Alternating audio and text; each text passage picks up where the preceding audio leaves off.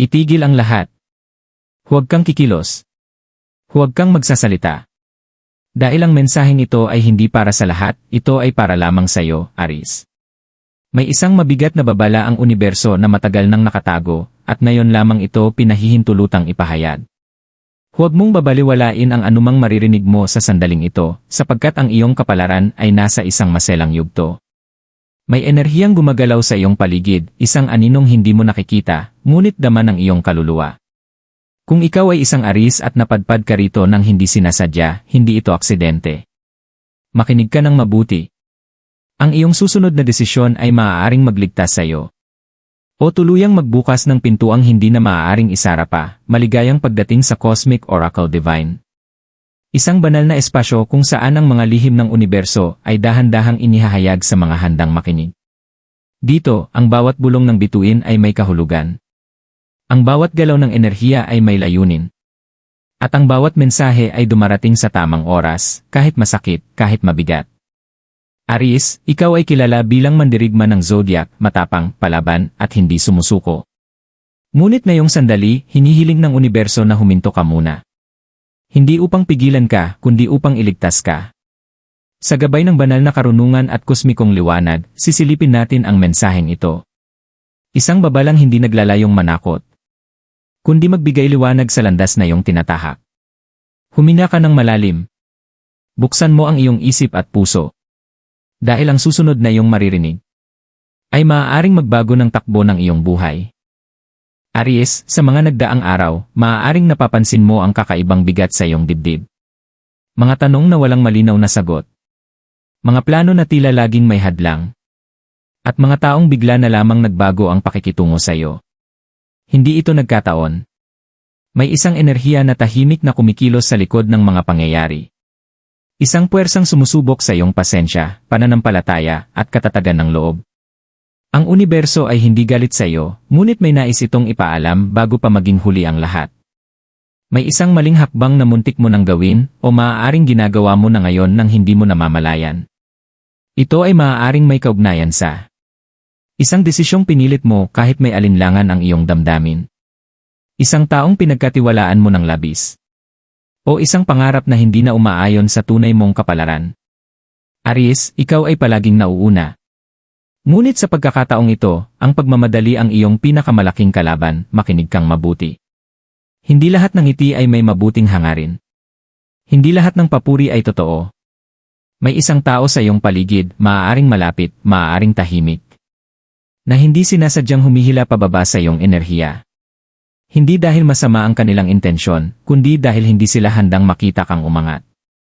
Ang universo ay paulit-ulit nang nagpadala ng senyales. Mga biglaang hindi pagkakaunawaan. Paulit-ulit na pagkaantala. O pakiramdam na parang laging may kulang kahit ginagawa mo ang lahat. Ito ang paalala. Hindi mo kailangang ipaglaban ang lahat. Minsan, ang pagbitaw ang tunay na tagumpay. Dahil Aries, ikaw ay papalapit sa isang malaking pagbabago. Isang yugto kung saan ang maling tao, maling direksyon, at maling desisyon ay hindi na maaaring isama pa. Ang universo ay mahigpit. Ngunit ito ay dahil may mas malaking biyayang nakalaan. At hindi ito pwedeng pumasok kung puno pa ang iyong mga kamay ng mga bagay na hindi na para sa iyo. Kung nakakaramdam ka ng pagod kahit wala kang ginagawa. Kung tila nawawalan ka ng gana sa mga bagay na dati mahalaga sa iyo. Ito ay tanda na handa ka ng magising sa mas mataas na antas ng kamalayan, huwag kang matakot sa babala. Ang babala ay hindi sumpa, ito ay proteksyon. Ang universo ay nasa iyong panig, Aries. Ngunit hinihiling nito ang iyong kooperasyon. Maging tapat ka sa sarili mo. Sa susunod na bahagi, masisilayan natin. Ano ang dapat mong iwasan? Anong pinto ang kailangang isara? At anong bagong landas ang unti-unti nang bumubukas para sa iyo? Kung nararamdaman mong ang mensaheng ito ay para sa iyo, manatili ka.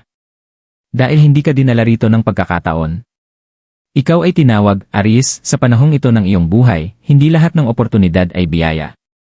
May mga alok na tila maganda sa panlabas, ngunit sa kaibuturan ay may kapalit na masakit sa hinaharap. Ang universo ay malinaw ang babala. Huwag kang gagawa ng desisyon kapag ikaw ay galit, pagod, o takot.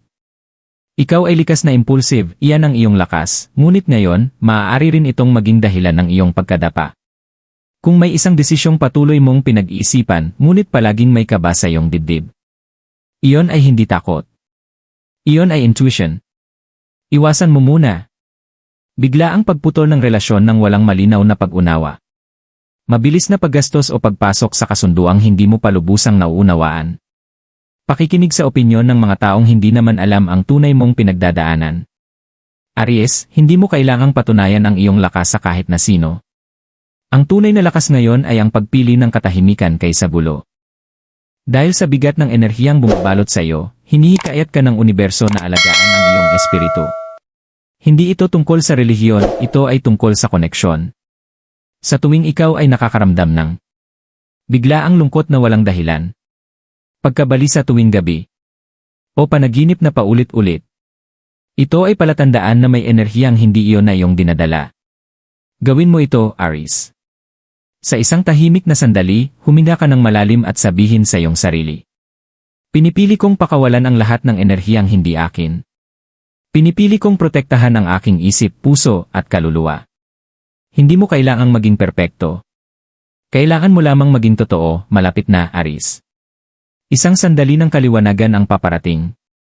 Isang sitwasyong magbubukas ng iyong mga mata sa katotohanang matagal mo nang iniiwasan.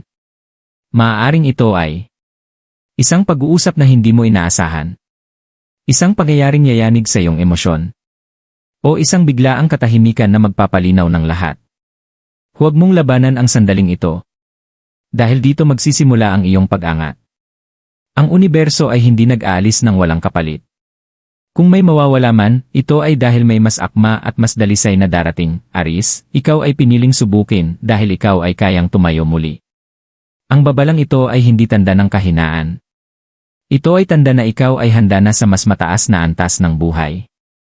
Sa susunod na bahagi, ihahayag natin ang biyayang naghihintay matapos ang unos. Ang senyales na ikaw ay nasa tamang landas na. At ang mensaheng magpapaalala sa iyo kung sino ka talaga. Kung nararamdaman mong tumatama sa iyong puso ang bawat salita, manatili ka pa. Dahil ang universo ay hindi pa tapos magsalita. Aries, kung isa lang ang gusto mong tandaan sa bahaging ito, ito yon. Ang babala ay palaging nauuna bago ang biyaya. Hindi ka pinahinto ng universo upang saktan ka. Pinahinto ka nito upang iligtas ka sa isang landas na hindi natugma sa iyong kaluluwa. May isang biyayang matagal nang nakaabang sa iyo. Ngunit ito ay hindi basta dumarating sa isang pusong puno ng galit, pagdududa, at pagsisisi. Kailangan munang luminis ang iyong loob. Sa mga sandaling tila wala kang kasiguruhan.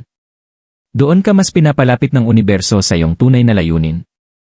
At kapag pinili mong magtiwala kahit hindi malinaw ang lahat, doon magsisimulang gumalaw ang mga himala, mapapansin mo ito, Aries, kapag nagsimula na ang pagbabago. Ang mga bagay na dati mong pinipilit ay kusa nang nawawala. Ang mga taong nagbibigay ng stress ay unti-unting lumalayo. At ang katahimikan na dati mong kinatatakutan ay nagiging kaibigan mo. Ito ang palatandaan na ikaw ay inihahanda na sa mas malaking responsibilidad at mas malaking biyaya. Huwag mong ikumpara ang iyong sarili sa iba. Ang oras mo ay hindi katulad ng oras nila. Ang iyong proseso ay sagrado at eksakto sa takdang panahon. Aries, ikaw ay hindi ginawa upang manatili sa maliit na espasyo. Ikaw ay nilikha upang magpasimula, manguna, at magbigay liwanag sa iba. Ngunit ang isang tunay na leader ay marunong ding tumigil. Makinig at baguhin ang direksyon kapag kinakailangan. Kung sa mga nakaraang araw ay naramdaman mong parang hindi ka na ikaw, iyon ay dahil ikaw ay hinuhubog sa mas matibay at mas matalinong bersyon ng sarili mo. Hindi mo kailangang bumalik sa dati. Kailangan mo lamang umusad nang may mas malinaw na mata at mas payapang puso. Makinig ka sa bulong, Aries. Hindi lahat ng sagot ay dumarating sa ingay. Minsan, dumarating ito sa katahimikan ng gabi. Sa bigat ng iyong paghinga.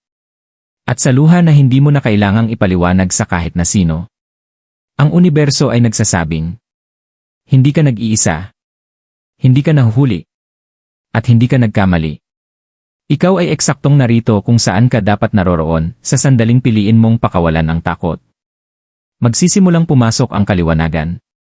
Sa sandaling bitawan mo ang kontrol. Doon ka tunay na makakaramdam ng kapayapaan. At sa sandaling magtiwala ka sa sarili mo at sa banal na gabay. Ang mga pintong matagal nang nakasara ay isa-isang magbubukas, isang katotohanan. Ikaw ay hindi sinisira, ikaw ay inihahanda. Ang mga pagsubok na iyong naranasan. Ang mga luha na lihim mong pinunasan. At ang mga sandaling napatanong ka kung tama pa ba ang lahat. Lahat ng ito ay bahagi ng iyong espiritual na pag-angat. Kung may isang bagay mang hinihiling sa iyo ngayon ang universo, iyon ay ito, magtiwala ka. Magtiwala na kahit hindi mo pa nakikita ang buong larawan. Ang bawat pangyayaring naganap ay nagtutulak sa iyo palayo sa kapahamakan. At papalapit sa isang buhay na mas payapa, mas buo, at mas totoo. Aries, hindi mo kailangang patunayan ang iyong halaga. Hindi mo kailangang ipaglaban ang lugar mo sa mundong ito. Ang mga taong para sa iyo ay mananatili.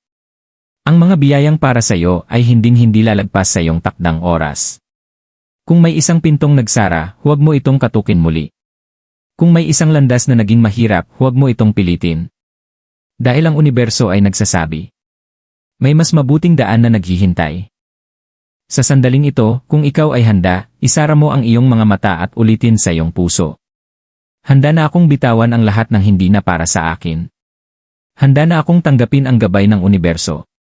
Pinipili ko ang kapayapaan kaysa takot. Pinipili ko ang liwanag kaysa pagdududa.